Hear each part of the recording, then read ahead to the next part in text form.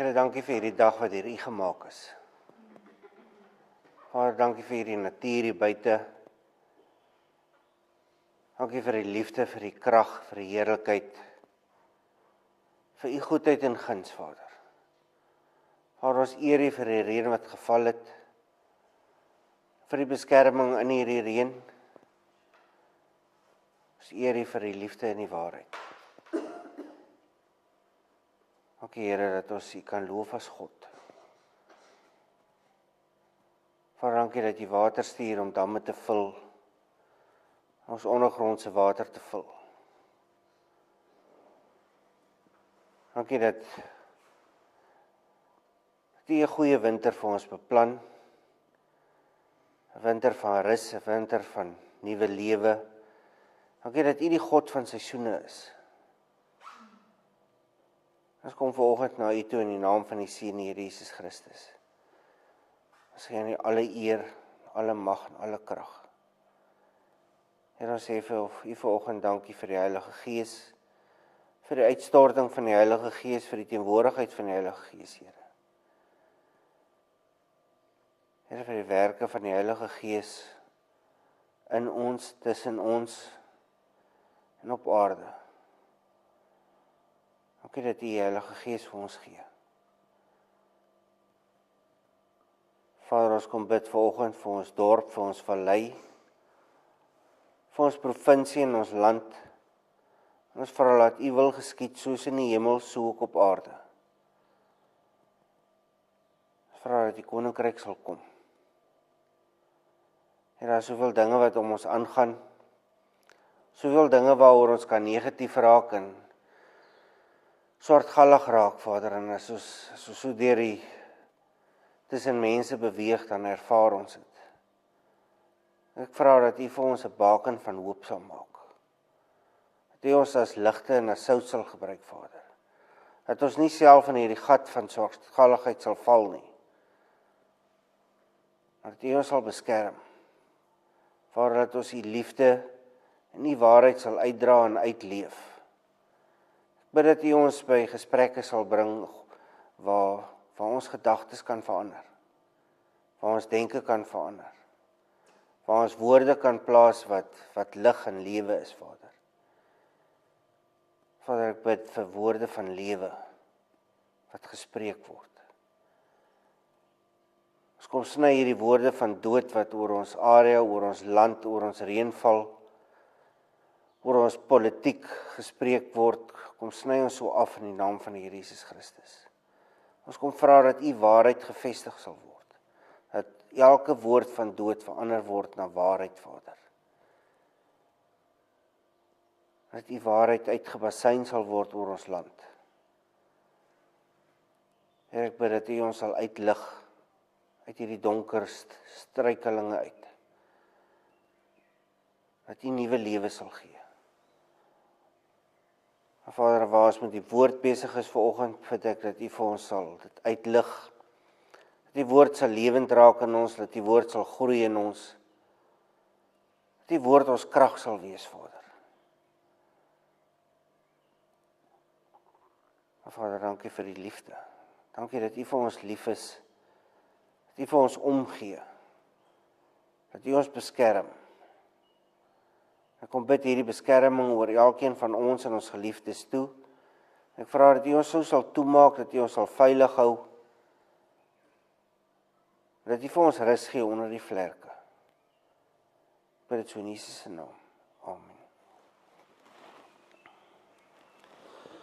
So, ons is nog besig met Johannes 3 vers 16. En Johannes 3 vers 16 sluit aan by die gesprek wat Jesus met Nikodemus gehad het. Op die regte tyd in die geskiedenis stuur God vir Jesus aarde toe, om nie net te sterf vir die vergifnis van ons sondes nie, maar ook om op te staan en die krag van die sonde en die dood oor ons lewens te breek. Hoe raak ons deel van hierdie oorwinning? Deur te glo in die Seun van God, deur te glo in Jesus Christus. God het verskeie karaktereienskappe, nie net liefde nie. Hy is onder andere ook heilig, regverdig en geregtig. Ons kan nie net op een van God se eienskappe, op God se liefde fokus nie. Ons moet gebalanseerd daarna kyk. Laasweek het ons begin kyk na vers 13 en ons is by liefgehad en watter woord Johannes gebruik het vir wat ons vandag het as liefgehad. Ons het gesien hy het nie die woord eros gebruik nie. Kom ons lees weer vers 14 tot 18 van Johannes 3. Vers 14. Moses het die slang in die woestyn hoog op die paal gesit. So moet die seun van die mens verhoog word, sodat elkeen wat in hom glo die ewige lewe kan hê. God het die wêreld so lief gehad dat hy sy enigste seun gegee het, sodat die wat in hom glo nie verlore sal gaan nie, maar die ewige lewe sal hê. God het nie sy seun na die wêreld toe gestuur om die wêreld te veroordeel nie, maar sodat die wêreld deur hom gered kan word. Wie in hom glo, word nie veroordeel nie. Wie nie glo nie, is reeds veroordeel, omdat hy nie in die enigste seun van God glo nie. So vanoggend gaan ons aan met die woord liefgehad. En ons het gesien dat Johannes nie eros gebruik het nie die liefde van aantrekking nie. Die volgende Griekse woord wat vir liefde gebruik was philia. Een van die woorde wat daaruit afgelei is Philadelphia, wat ons het vir die liefde van broers. In Engels kan ons dit vertaal na affection. Die Afrikaanse woord wat hiervoor gebruik word is toegeneentheid. Nou, toegeneentheid is nie 'n woord wat ek al baie gebruik het nie. Dit is meer 'n liefde van die verstand as 'n liefde van die hart. Dit is wanneer twee mense iets in gemeen het, wanneer twee mense van mekaar hou. Waar eros meer selfsugtig is philia nie net neem nie, maar philia is ook gee. Dit bring ons dan by die laaste woord vir liefde, waarna ons gaan kyk, agape. Dit is die liefde van aksie. Eros is die liefde van die hart. Philia is die liefde van die verstand. Agape is die liefde van die wil. Dit is die liefde van omgee. Om vir iemand om te gee beteken om jou aandag aan hulle te bestee, maar ook om dinge vir hulle te doen. Dit is om iets liefdevol namens hulle te doen. Dit is om iets vir iemand te doen wat hulle nodig het. Dit is nie die liefde van aantrekking of die liefde van gemeenskaplike belang nie. Dit is om te reageer op iemand anders se behoefte, om aandag te skenk aan iemand se behoefte en om dan volgens daardie behoefte op te tree. Nou hierdie is 'n baie kort en onvolledige kyk na die 3 woorde vir liefde. En tussen hulle is daar ook dele wat oorvleuel. Wanneer ons kyk na agape, is dit daar iemand wat iets benodig en daar is iemand wat die wil het om iets aan hierdie nood te doen. 'n Bybelse voorbeeld hiervan kan die gelykenis van die goeie Samaritaan wees. Net soos die ander 2 wat verby die beseerde man geloop het, sien hierdie Samaritaan die man, maar hy gaan verder. Hy doen iets daaromtrent. Agape is die liefde om aandag te gee aan iemand se nood. Nie net om dit raak te sien nie, maar om iets daaraan te doen. As ons dan na 1 Korintiërs 13 gaan kyk, die bekende hoofstuk oor liefde, dan is dit die woord agape wat Paulus ook daar gebruik. In die huwelik het ons eros nodig, maar ook philia. Maar dit is agape wat sorg vir 'n lang en gelukkige huwelik. Terug by Johannes 3 vers 16, die woord wat Johannes gebruik is agape. God het nie van die wêreld gehou nie. God het nie die wêreld aantreklik gevind nie. God het aandag gegee aan die wêreld. Hy het gesien daar is 'n probleem en hy het opgetree en God bring regstelling. Waar kom die probleem dan in? Ons sê vir 'n ongelowige, God is lief vir jou. Wat hoor hy? Die liefde wat die wêreld ken is eros. So die eerste gedagte is, God hou van my. God vind my aantreklik en ek moet baie oulik wees en ek moet baie spesiaal wees vir God. Dit is egter nie wat hier staan in Johannes 3 vers 16 nie. Maar die wêreld het nie baie agape liefde nie. En vandag is philia ook nie iets wat baie aandag kry nie. God is lief vir jou, word dus grootliks verkeerd verstaan. Om agape werklik te verstaan, moet jy die vergifnis van God ervaar het. Johannes skryf dat God die nood van die wêreld raak gesien het. Hy het dit egter nie net raak gesien nie, hy het opgetree en hy stuur sy seun Jesus Christus. Die volgende woord wat ons dan kyk in hierdie vers is wêreld. Wat het Johannes bedoel wanneer hy skryf wêreld?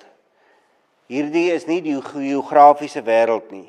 Dit is nie die planeet waarop ons ken of die wêreld wat Johannes geken het nie. Wêreld in die Bybel verwys altyd na mense. Dit is die mensdom waaroor Johannes skryf. God agape die mensdom. Dit is egter ook 'n negatiewe woord in die Bybel. Wat ons kry, dis 'n sondige wêreld. Dis 'n gefalle wêreld en dis 'n wêreld vol rebellie. Kom ons kyk gou na wat Johannes in een van sy briewe skryf, in 1 Johannes 2 vers 15. Moenie die sondige wêreld en die dinge van die wêreld lief hê nie. As iemand die wêreld liefhet, is die Vader se liefde nie in hom nie. Ons moet nou hierdie vers versoen met Johannes 3 vers 16, met God wat die wêreld liefgehad het, maar ons mag nie die wêreld lief hê nie. Verder is die woord wat Johannes in hierdie gedeelte ook gebruik, ook agape. Hou dit so lank in die agterkop. Die wêreld is nie 'n goeie plek nie. Dit is 'n plek wat God nie wil erken nie en wat nie vir God belief het nie. God het een groot probleem. Die Bybel in die geheel is 'n oplossing vir hierdie probleem. Hy het kinders wat rebelleer en kinders wat in opstand kom teen hom. Dit is vir hierdie wêreld wat teen hom rebelleer, wat nie vir hom lief is nie. Dit is vir hierdie wêreld waarvoor hy 'n plan maak en waarom hy optree. Die volgende waarna ons kyk is enigste seun of dan begotten. Die meeste moderne Engelse vertalings gebruik nie meer die woord begotten nie. Hierdie woord word ook dikwels verkeerd verstaan. Dit het daartoe gelei dat die mense dink dat die Vader op 'n tyd daar was en daarna het hy 'n seun gekry. Dit het tot denkrigtings gelei dat die seun nie van die begin af daar was nie en dat Jesus dus 'n begin gehad het, anders as God. Dit is een van die dinge wat die Jehova-getuies verkondig, dat Jesus 'n begin gehad het. In die vroeë kerk was daar 'n man met die naam Arius, wat hierdie boodskap geleer het en vir ander mense die denkwyse geleer het, en hierdie denkwyse het baie belangrik geword. Aan die ander kant, in sy tyd was daar Athanasius. Hy het opgestaan en verklaar dat Jesus die ewige seun van God is, dat Jesus van die begin af by God was. God het baie kinders. Ons kan na die kinders kyk as aangenome kinders, maar Jesus is sy enigste natuurlike seun wat van die begin af by hom was. Jesus is die enigste een wat God se volle karakter, sy volle natuur het, die een wat soos God is in alle opsigte. Begotten dui nie daarop dat Jesus 'n begin gehad het nie, maar daarop dat hy uniek is en dat hy in alle opsigte soos God is. Dan kyk ons na gegee of gave. As ons na die woord in afsondering kyk in die vers, is dit dubbelsinnig. Wat beteken hierdie gegee? Hoe word Jesus gegee? Aan wie word Jesus gegee? En waarom word Jesus gegee? As ons net na hierdie vers gekyk het, weet ons nie of God vir Jesus in geboorte gee en of hy hom in dood gee nie. As ons na die res van die Bybel kyk, dan weet ons dat God vir Jesus in dood gegee het. Vir ons gaan hierdie gegee beteken dat God vir Jesus gegee het om aan die kruis te sterf vir ons sondes. Vir 'n ongelowige wat hierna kyk, gaan hy dink dat God vir Jesus gegee het om gebore te word soos 'n mens. In dit het ons ander verse nodig om hierdie woord te verduidelik. Nou kyk ons na wie in hom glo, of elkeen wat in hom glo, of dan in party vertalings whosoever. Die Griekse woord wat Johannes hier gebruik beteken almal. Dit is nie enige een wat glo nie. Dit dui nie op iemand nie, maar dit dui op almal wat glo. Almal wat glo word hier genoem. Die volgende woord is dan die glo of believes. Hier moet ons kyk na glo in en glo dat. Die woorde wat saam met glo gevoeg word en wat 'n groot verskil maak. Iemand kan glo dat Jesus op aarde was. Hy kan glo dat Jesus wonderwerke gedoen het. Johannes skryf egter, ons moet glo in Jesus. Ons moenie glo aan Jesus nie. Om te glo dat Jesus vir ons sondes gesterf het, is nie die geloof wat red nie. Ons moet glo in Jesus wat vir ons sondes gesterf het. Dit bring redding. Geloof in Jesus is die geloof wat redding bring. Daar is wat redding betref 'n groot verskil in glo in en glo dat. Wat beteken dit om te glo in iemand? Om te glo in Christus Jesus. Dit beteken dat ons hom vertrou en bereid is om sy opdragte te gehoorsaam en om sy opdragte uit te voer. Dink so bietjie wat dit behels om in Christus Jesus te glo. Dan kry ons die woord verlore of perish. Hier op die plaas praat ons van tyres wat perish, stadig tot niet gaan en begin kraak. Verlore is soos perish nie 'n sterk woord nie. Dit kan bloot beteken dat iets weggeraak het en weer gevind kan word. Die Grieks wat Johannes gebruik, het egter iets heel anders in gedagte as wat ons het in verlore of perish. Op ander plekke in die Bybel word hierdie woord vertaal na vernietig en ook verwoes of geruïneer. Dit beteken dit kan nie meer vir die doel gebruik word waarvoor dit gemaak is nie. Wanneer die vrou na Jesus toe kom en die duur parfuum oor hom uitgooi, is die woorde wat Judas Iskariot gebruik, dit wat ons het vir verlore of perish. Die parfuum was vernietig, dit was geruïneer, dit kon nie meer verbruik word nie en dit kan nie weer verkoop word nie. Die werkwoord hier beteken verder dat iets vernietig word deur iemand. En die woord wat Johannes hier gebruik is dieselfde woord wat Matteus gebruik in Matteus 10 vers 28. Moenie bang wees vir die liggaam wat doodmaak, maar die siel nie kan doodmaak nie. Nee, vrees hom eerder wat sowel die liggaam as die siel in die hel kan laat vergaan. Dis hy woord vergaan. Dit is die woord vir wanneer God iemand verwoes, sodat hulle absoluut onbruikbaar is. Verder beteken dit nie net dat iemand nie meer bestaan nie. Dit beteken iemand bestaan wel nog, maar is in 'n toestand wat absoluut onbruikbaar is, in 'n toestand waarin hy vernietig is. Daar is sommige wat nou leer dat die hel net 'n plek is waar jy nie meer bestaan nie. En dit sal goeie nuus wees vir ongelowiges. Na ongelowiges se lewe raak hulle aan die slaap en net nie weer wakker nie. Dit is egter nie die waarheid nie. God is heilig en geregtig en laat sonde nie ongestraf bly nie. Hier buite Wellington staan die ou fort. Dit het 'n doel gehad. Dit was bruikbaar. Nou is dit totaal vernietig. Dis onbruikbaar. Dit bestaan nog. Ons sien dit nog. Maar dit is in 'n toestand waarvoor ons die woorde verlore of perish kan gebruik. Dit kan nie meer gebruik word vir die doel waarvoor dit was nie. Dan kry ons lewe of life. Lewe is die teenoorgestelde van dood, van verlore of perish. Dit is 'n bruikbare lewe.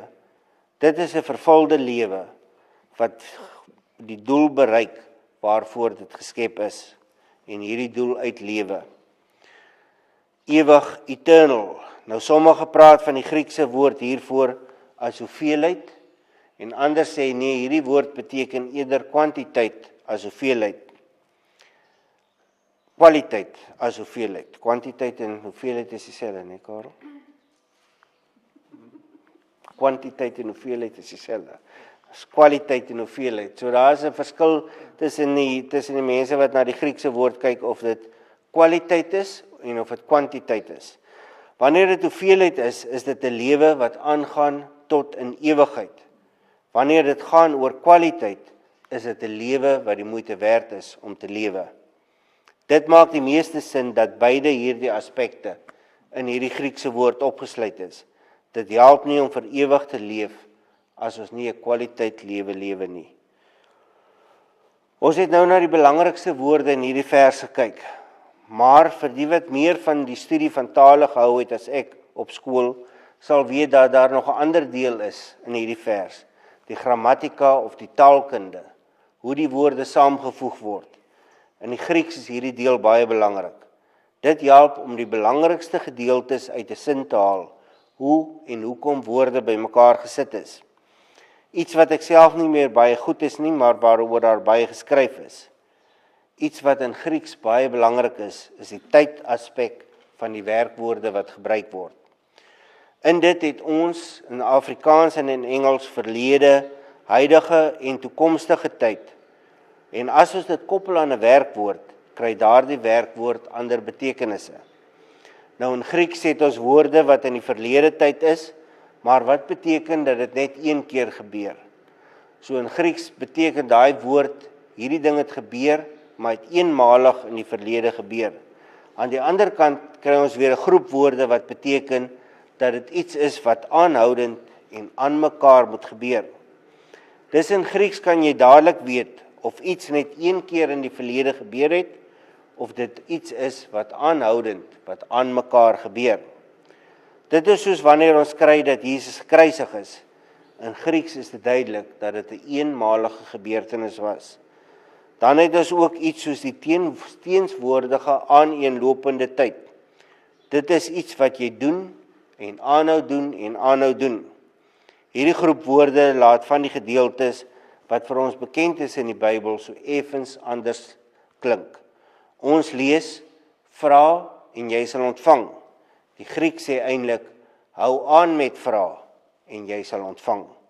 Soek en jy sal vind. Sy regte vertaling sou wees, hou aan soek en jy sal vind. Klop en dit sal vir jou oopgemaak word, is eintlik, hou aan klop en dit sal vir jou oopgemaak word. Hierdie is nie 'n eenmalige aksie nie, maar 'n aaneenlopende, aanhoudende aksies. So as ons kyk na die woord gegee in Johannes 3 vers 16, dan sien ons God het Jesus net een keer gegee. Hy het nie aangegaan om Jesus te gee nie. Hy gee Jesus een keer vir die wêreld. 'n Ander woord wat ook net een keer gebeur is in die gedeelte is die woord verlore gaan of perish. Hierdie gebeur net een keer. Wanneer dit gebeur, is dit permanent. Dit is belangrik om daarop te let dat dit dieselfde God is wat die wêreld so lief gehad het, wat ook die wêreld straf en laat verlore gaan. In die vers het ons dan twee werkwoorde wat net een keer gebeur, gee en verlore gaan. Ons moet nou kyk na twee aaneenlopende werkwoorde. Ons kyk eers na glo of belief. Glo hier beteken om aan te hou glo. Nie om een keer te glo nie, maar om aan te hou om te glo. Johannes gebruik hierdie woord op hierdie manier reg deur die evangelie. Wanneer Johannes skryf oor glo, skryf hy, jy moet aanhou glo. So wanneer iemand ophou om te glo, hou hy op om gelowig te wees en hy is 'n ongelowige. Dit is nie die geloof wat ons 5 of 10 jaar terug gehad het, wat ons red nie. Dit is die geloof wat ons aan die einde van ons lewe het, wat ons red. Nie die geloof wat begin nie, maar die geloof wat eindig, wat belangrik is. Ons los hierdie tegniese gesprek eers hier vanoggend. Volgende week gaan ons kyk na die ander werkwoord wat in hierdie vorm is, wat ons mee moet aangaan. Dink so lank oor wat dit kan wees. Soms kan ons net 'n gedeelte in die Bybel lees en dit maak ons rustig. Ander keer kom ons by 'n gedeelte en ons moet dit oor en oor lees om te probeer uitpleis. 'n Ander keer kom ons by 'n bekende vers en moet ons stil staan daarby en wonder hoekom dit so groot impak het. Hoekom ken so baie mense die vers? Hoekom kyk hulle op 'n sekere manier na die vers? Dit is wanneer ons moet wonder wat agter die vers is en 'n bietjie dieper delf. Ons het vanoggend gekyk na 'n paar belangrike woorde in die vers en ook begin kyk na taalgebruik. Het ons lief soos God liefhet? Het ons nog agape liefde? Het ons nog liefde soos die Samaritaan in die gelykenis? Dit is hierdie liefde wat 'n verskil gaan maak.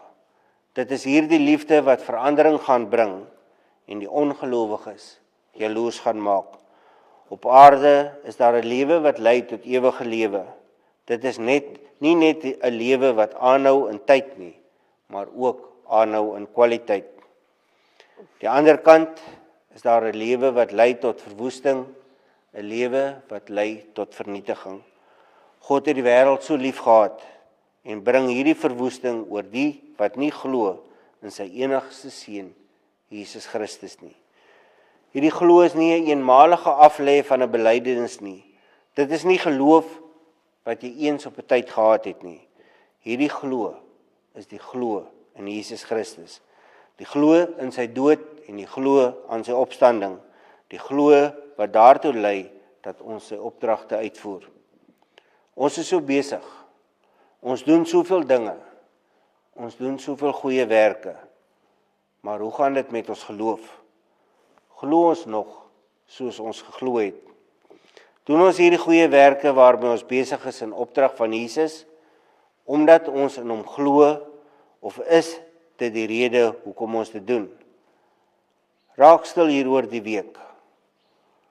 Mag God ons vul met geloof, uithou vermoë en agape liefde. Amen.